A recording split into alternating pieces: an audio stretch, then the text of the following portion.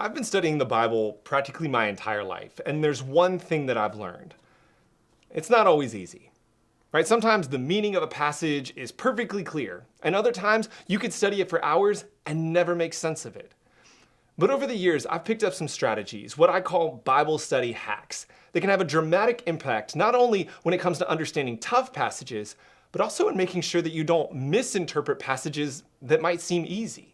And today, I'm going to share 5 of those hacks with you on this episode of Beyond the Words. Now, before we start, if you're interested in learning more insights that will help you to understand the Bible more clearly and see it with an entirely new set of eyes, then make sure to click this link above and down in the description where you can download a free book that I wrote called 10 Words That Will Change the Way You Read the Bible. It's a quick but powerful read that will teach you a whole lot in just a short period of time, just like this video.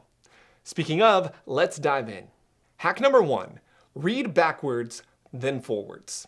And no, I'm not saying pretend it's Hebrew and read it from right to left, right? What I mean is, before you study a passage, always make sure to read the chapter or 2 before in order to understand what has led up to those verses. You see, this hack is about avoiding one of the biggest mistakes people make when they read the Bible, which is reading a passage in isolation. See, often when somebody picks up a Bible, they'll read a few verses or a passage and assume that they're understanding everything that the Bible's trying to say. But let's be honest, that's like picking up a novel and opening to a random page. You might be able to pick up a few things that are going on, but for the most part, you're either going to be confused or you're going to misunderstand what's actually happening. Well, the same thing can happen with the Bible. Now, the beauty of the Bible is that God has blessed it to where it is possible at times to pick it up and draw incredible meaning and inspiration from just a single verse or a passage out of context. But we want to be careful to not let this be the only way that we study the Bible or even the primary way that we study it, because we will often miss something very important. For example, if you jump into James chapter 3 and you read James's statement where he says, "Dear brothers and sisters, not many of you should become teachers in the church, for we who teach will be judged more strictly." You might assume that he's saying that you and most other people shouldn't be teachers in the church. The only problem is you'd be missing what James just talked about in the chapter before, that these words are meant for a congregation filled with people who treat the rich better than they do the poor, and who believe that their actions don't matter as long as they have faith. Now, of course, those people shouldn't be teachers, right? James's commands make complete sense when you've read what came before. But if you only view that verse in isolation, then you'll end up thinking that the Bible is saying something that it isn't. Hack number 2, dive deep into confusion. There are so many moments in the Bible that at first glance just don't make sense, right? And our natural inclination in those moments is to avoid them, move on to passages that are easier to understand. But the truth is, we should actually do the opposite. If it's confusing, that's an invitation to dig deeper. And let me give you an example. At one point, Jesus says, "If anyone comes to me and does not hate father and mother, wife and children, brothers and sisters, yes, even their own life, such a person cannot be my disciple." This is one of those passages where people just don't know what to do with Jesus, right? Is he hangry? Did he just eat some bad Taco Bell? Why would he say this? And in the end, we feel like we can only do one of 2 things with this passage. We can write it off and ignore it, or we can assume that Jesus is saying something really awful. But the truth is, there's actually a third option. We can dig deeper. And when we do, we discover something that totally changes how we read this passage. You see, when we do a little research, we learn that the word hate didn't mean the same thing to Jesus that it does to us. In English, words like love and hate are words of emotion. They describe how we feel towards someone. But that's not how they were understood by Jesus and his culture. The word for hate that we see used in this passage is the Greek word miseo. Its Hebrew equivalent would be the word sane. But sane doesn't mean hate, as in an emotional feeling of hatred. And that's because in Hebrew, words like love and hate aren't words of emotion. They're words of action, right? They describe what you do. So to love someone is to choose that person, and to hate them is to not choose them, which is what Jesus is saying here. He's saying that in order to be his disciple, you have to choose him over everything. He has to be first in your life above everyone and everything else, which is something that we absolutely believe as Christians. And when we dig deeper, we realize that it's something that this passage absolutely confirms. Hack number 3, study locations. If you're anything like me, then for most of your life, when you read about different locations in the Bible, you did just that. You read them and then you moved on. Right? The places were hard to pronounce, you had no frame of reference for where they were, so you just overlooked that detail and focused on the rest of the passage.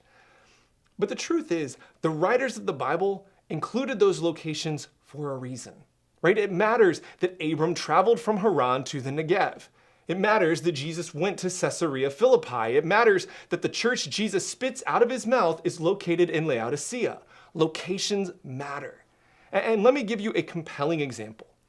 In Mark's gospel, there's a story where Jesus sends demons into a group of pigs who then run down a hill and into the water. Now, not only is it strange that Jesus sends demons into pigs, the Bible itself can be confusing here. Because some manuscripts say that this event occurred in a place called Gadara, but others say that it happened in a place called Gerasa, and others say that it happened in a place called Gergesa. So which is it? Well, when you look at the geography of the Holy Land, it actually becomes very clear. Gadara is about 5 miles from the Sea of Galilee, over in this area. Gerasa is really far away. It's 37 miles away over here. And finally, there's Gergesa, which is right here, next to the Sea of Galilee. It's the only place Jesus could ride a boat to, the only place that has cliffs that pigs could run down. Everything about the land tells you that this is where it's happening. And when you dig a little deeper, you learn that there was a Roman legion posted in that region. And you want to guess what the symbol was for that region, the symbol that was on their banner? A pig, which adds a whole other layer to this story. And all of it ties back to the land, to the location, to the geography. The more we familiarize ourselves with the land where Jesus lived, the more clear scriptures will become when we read them. Hack number 4, look up Old Testament quotes. If you're like I used to be, then another habit you might have when you read the Bible is to skim or even completely ignore Old Testament references in the Gospels. I mean, I have a bad habit of doing this in a lot of books, actually. I assume that the author will summarize a quote for me at some other point. But this definitely isn't something we want to do when reading the Bible. Right? If the author included it, he wants you to study it. And here's what's more. If he included it, he assumes that you know not just the verse that he's quoting, but the entire passage that surrounds it. And here's why. Until the last 500 years or so, it was not common for people to have access to personal copies of Scripture. And the same is true for the time of Jesus. Even a local synagogue would only have a few scrolls of Scripture, not even the whole Torah. So in order to have access to Scripture, people would memorize it.